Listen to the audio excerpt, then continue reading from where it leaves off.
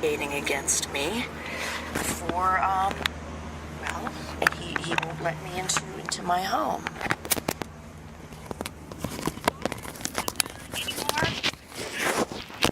As of November 22nd, Bob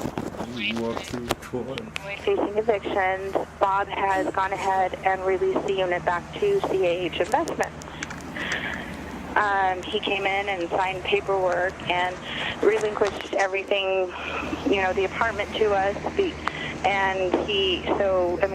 changed the locks because that's our property. Oh, wow.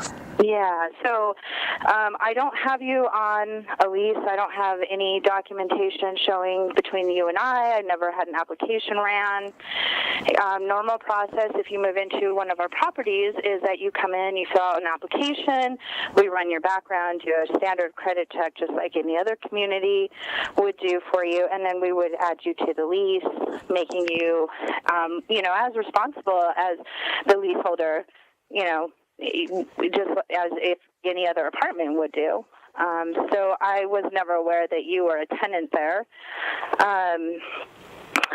So knowing this, and my agreement is was with Bob, and it's his responsibility, or it was his up until the 22nd. The property is in the agreement that he was leasing that unit from us, but there was, we weren't aware that there was any other parties living in that unit.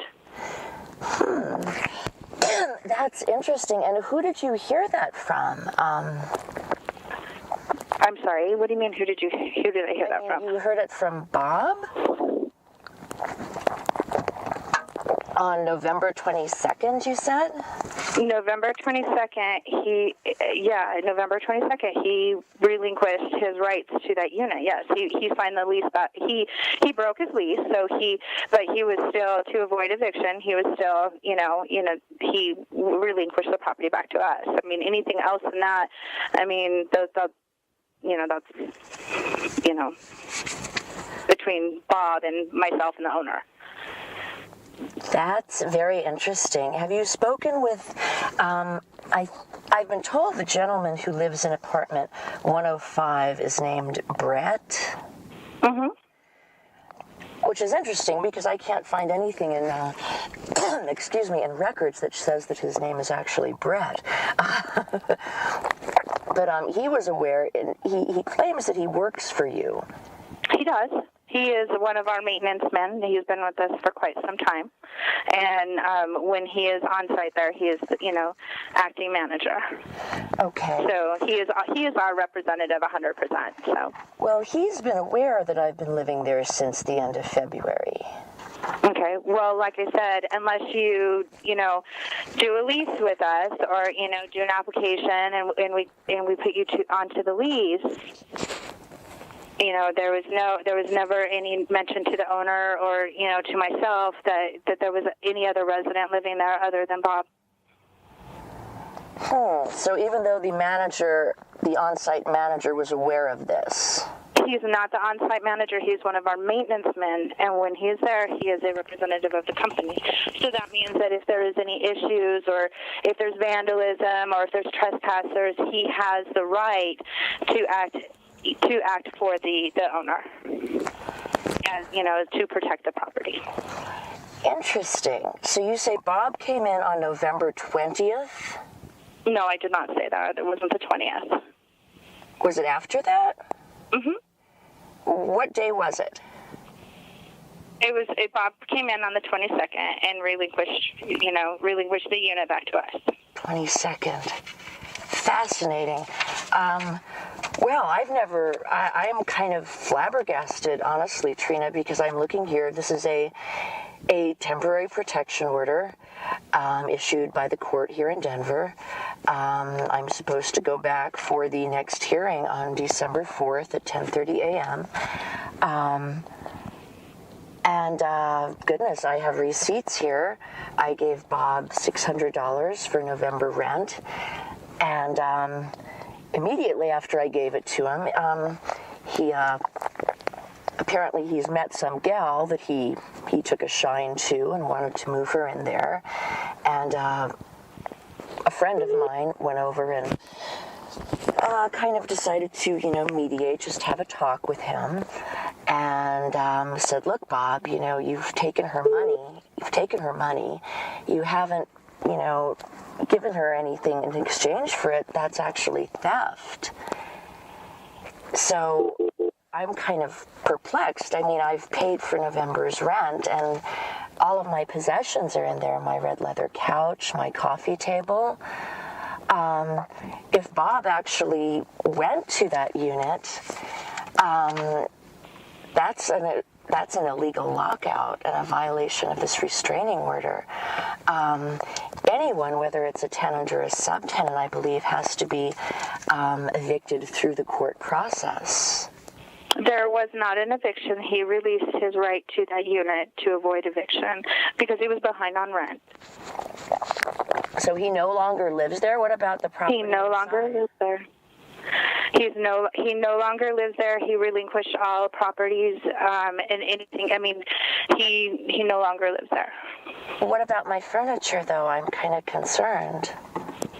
Okay. Do you have receipts for the furniture? I'd be glad to go ahead and have that. And if there's anything that is of your personal belongings, I would be glad to go ahead and set up a time that we can get together. As long as you have receipts showing payment in full for that property, I'd be glad to return it to you. No questions asked. I would be more than happy to meet with you, with my boss, who is an attorney, with friends of mine, with full photo, video, every kind of documentation you would possibly require.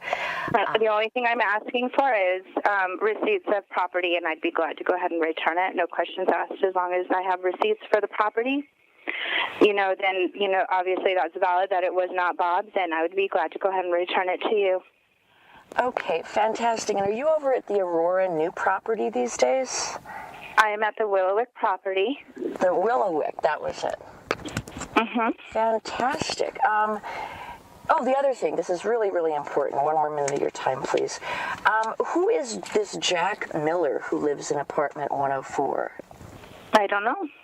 He's another resident. That's all. I know that he is a resident. He has a lease with me. He pays his rent on time every month. So okay. I don't know him personally. The gentleman moved in there well before I did. I've met him a couple times briefly, but. Okay, and who was it that changed the locks on Unit 101? It was one of the property managers. Was it this Brett guy? No, it was not that Brett guy, but it was one of the other property managers, and that was instructed by the owner. After the agreement was made with the, between Bob, myself, and the owner, that he was relinquishing all of this, relinquishing the unit back to us. Okay, and that occurred on, I think you said the 22nd. Correct. Okay, and that would be, was it Marty or Larry? I'm sorry? Marty or Larry, the owner? Well, they didn't change the locks. I didn't tell you that they changed the locks. Okay? But what I told you is Larry had instructed that the locks be changed. Okay, Larry instructed. Okay. Correct. Fantastic. So did you want to set up a time when I can meet with you? Because that would be great. Yeah, that would be fantastic. I definitely need to get my furniture, my art, and things out of there. And you say that Bob no longer has a key to get in there? That is correct. And okay, fantastic. I would love to set up a time with you. That would be great. Okay.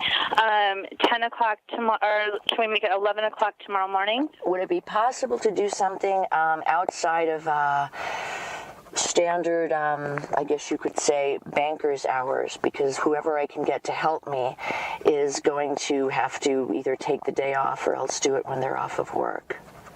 What I can do is I can meet you tomorrow, and in regards to what you and I had talked about, it will be myself and another community manager. And like I said, I need to have proof of receipts of items in the unit, and then at that time you and I can set up another time when you can have somebody come and remove the items with you and with either myself or another community manager as well. Okay, let me see here. Let me think. I know I've got, goodness, it's really, really hard because I'm in work, I've got work and stuff to do. I know that later in the afternoon is always good for me. During the middle of the day is really, really middle of the day, like anytime after noon, not tomorrow, tomorrow's Tuesday, but Wednesday, I can do like afternoonish or something. Wednesday, 3 o'clock? Yeah, that would be fantastic. 3, let's see, Wednesday, 3 o'clock at Willowick. Okay, then I'll meet you at 3 o'clock at Willowick. At Willowick. Mm-hmm. Okay, and then on Wednesday. Okay, fantastic. Trina, I appreciate your time, and I'll talk to you very soon. See you 3 p.m. on Wednesday. Perfect. Thank you. Bye-bye. Bye.